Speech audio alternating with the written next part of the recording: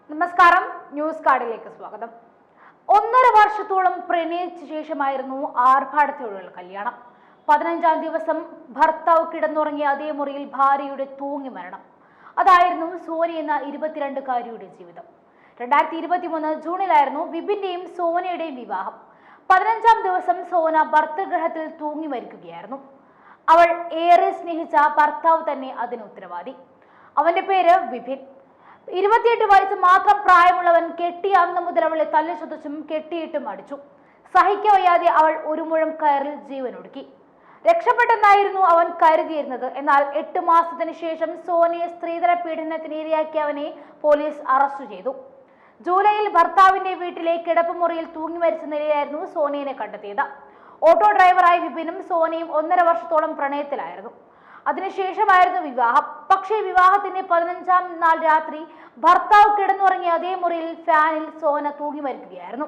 അന്ന് മുതൽ സോനയുടെ മരണത്തിൽ ബന്ധുക്കൾ ദുരൂഹത ആരോപിച്ചിരുന്നു. പ്രണയ വിവാഹമായിരുന്നുവെങ്കിലും വിപിൻ സ്ത്രീധനം ആവശ്യപ്പെട്ട് സോനയെ മാനസികമായി ഉപദ്രവിച്ചിരുന്നു. ചില ദിവസങ്ങളിൽ ശാരീരികമായി മർദ്ദിച്ചു. ഇതാണ് മരണത്തിന് കാരണമായതും. വിപിൻ ഉറങ്ങിക്കിടന്ന മുറിയിൽ സോന തൂങ്ങി മരിച്ചത് ഭർത്താവ് അറിഞ്ഞിരുന്നില്ല എന്ന വാദത്തിലും സംശയമുണ്ടായിരുന്നു. ഉറങ്ങിപ്പോയത് കൊണ്ടാണ് അറിയാതിരുന്നതെന്നായിരുന്നു വിപിൻ പറഞ്ഞത്. ഇതും സോനയുടെ ബന്ധുക്കൾ ദുരൂഹമായി കാണുന്നു. ഇതിൽ സംശയമുണ്ടെങ്കിലും കൊലപാതകമല്ല, ആത്മഹത്യയാണെന്നും തന്നെയാണ് ഇതുവരെയുള്ള അന്വേഷണത്തിൽ പോലീസ് കണ്ടെത്തിയിരുന്നത്. അതുകൊണ്ട് തന്നെ ആത്മഹത്യാ പ്രേരണയും ഗാർഹിക പീഡനവുമാണ് ആരോപിക്കുന്നത്. സോനയുടെ മരണത്തിൽ ദുരൂഹതയുണ്ടെന്ന ബന്ധുക്കൾ ആരോപണത്തെ തുടർന്നാണ് പോലീസ് അന്വേഷണം ഊർജിതമാക്കിയത്. അവനെ കുടുക്കിയത് അവന്റെ നാവ് തന്നെയായിരുന്നു. രാത്രി 11-ന് ഉറക്കമുണർന്നപ്പോൾ സോന തൂങ്ങി നിൽക്കുകയായിരുന്നു എന്നാണ് അവൻ പറഞ്ഞത്. പക്ഷേ 9 മണിക്ക് വിപിൻ ഉറങ്ങിയെന്ന് പറയുമ്പോഴും 10:30 വരെ മൊബൈൽ ഫോണിൽ ഓൺലൈൻ ഉണ്ടായിരുന്നു. 12 മണിയോടെ സോന മരിച്ചതായി ഭർത്താവ് ഭാര്യ മാതാവിനെ അറിയിക്കുന്നു.